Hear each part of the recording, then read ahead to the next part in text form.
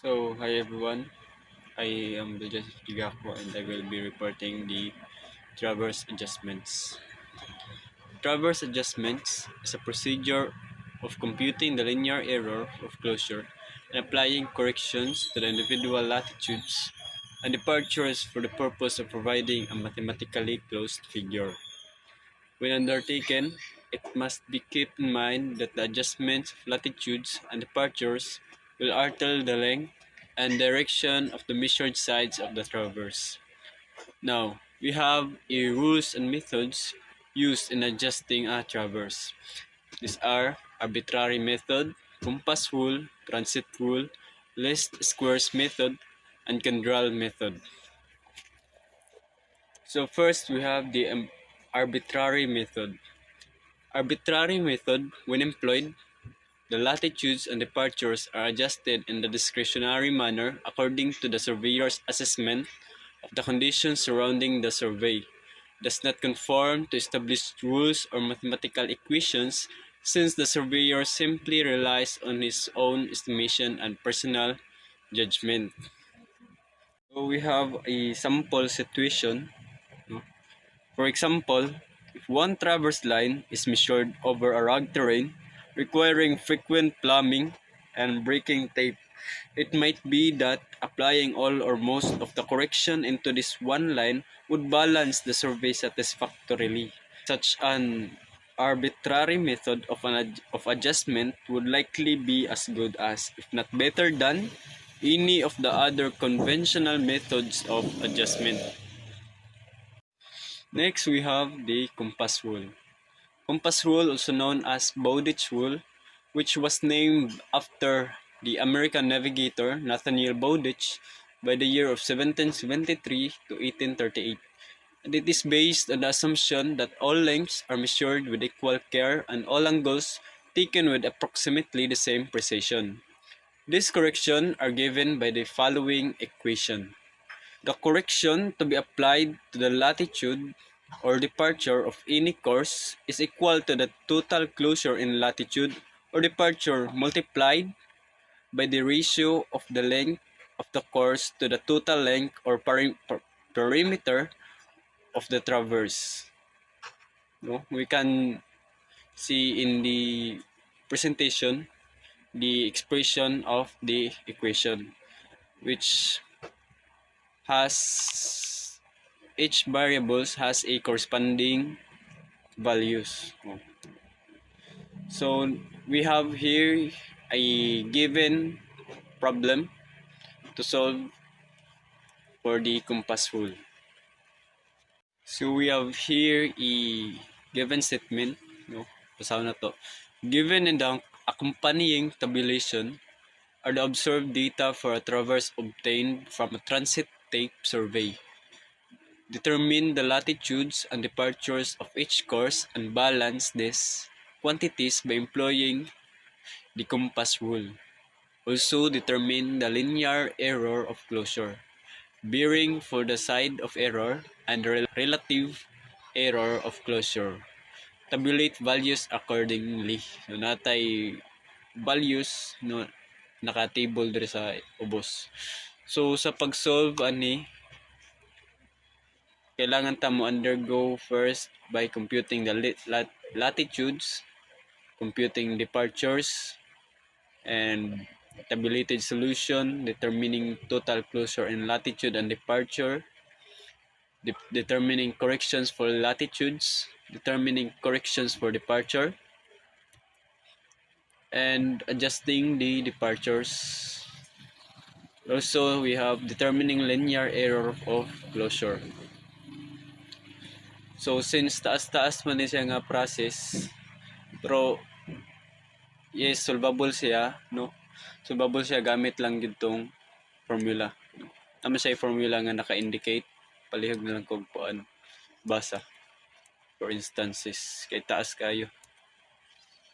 So next, we have the transit rule. Transit rule, the latitude and the departure corrections depend on the length of the latitude and departure of the course respectively instead of both depending on the length of the course, and is expressed in this equation.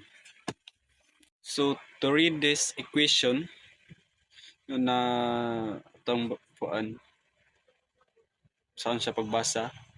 So the correction to be applied to the latitude or departure of any course is equal to the latitude, no, or departure of the course multiplied by the ratio the total closure in the latitude or departure to the arithmetical sum to all the latitudes or departures of the traverse. No? Nasa sa puan. Dali ka kayo na mangyapon na siya yung mga particular meaning na nakabutang sa atong presentation. So whenever maka-encounter ta na nga puan nga ma-satisfy niya ang ato ang variables, we can use the transit rule. So next we have a sample problem. So same gyapon no, nagyapon tay accompanying tabulation sa observed data for a traverse obtained from a transit tape survey. So ang process is first computing the latitudes, next computing departures, determining total closure in latitude and departure, determining corrections for latitude, determining corrections for departures. Parehas ra gyapon sila but has a different formula nga naka-indicate each part of the process. So, sige, same lang sila. Sa last na siya ay tabulated solution. So kitaas-taas man, yeah. Kabalo ko sa botable ra pug ayon eh. Kay basic distribution lang siya. Algebra lang. So proceed ta sa next nga method. So next method is least squares method. So kaning last two methods, Crandall method and the least squares method is puan lang ni sila. Brief description lang ang ma-provide na ko ani nila kay taas kayong mas taas pa kayo ang process nga ilang gina-contain. So pati sa libro wala sila naka butang og example. So least squares method is useful for the determination the best value which is possible to obtain from a given set of measurements and for estimating the relative worth of different determinations. It is employed to simultaneously adjust the angular and linear measurements to make the sum of the squares of the residuals a minimum. So this type of adjustment is one of the best and most rigorous for traverses. It is, however, somewhat complex, laborious to perform, requires lengthy computations, no? Taas kayo, and seldom used except in large-scale geodetic surveys. So, time-consuming siya nga method. So, si Crandall method is an application of the theory of least squares method. So, basically, application lang siya sa puan sa least squares method and is introduced by Professor C.L. Crandall, suitable for use when the linear measurements made are less precise than the angular measurements.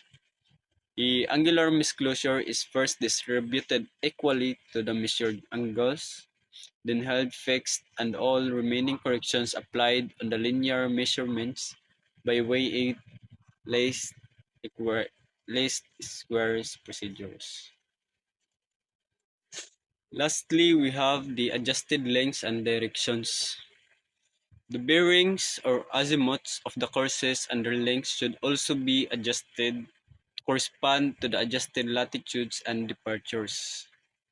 So, kaning adjusted lengths and directions, diri mo sulod tong mga resulta sa tong compass rule ug transit rule, no, diri siya i-apply muning ang iyahang formula has already adjusted o para sa L prime, nag-indicate siya sa adjusted length of a course buto sabot na resulta na siya sa process ay the past processes, no.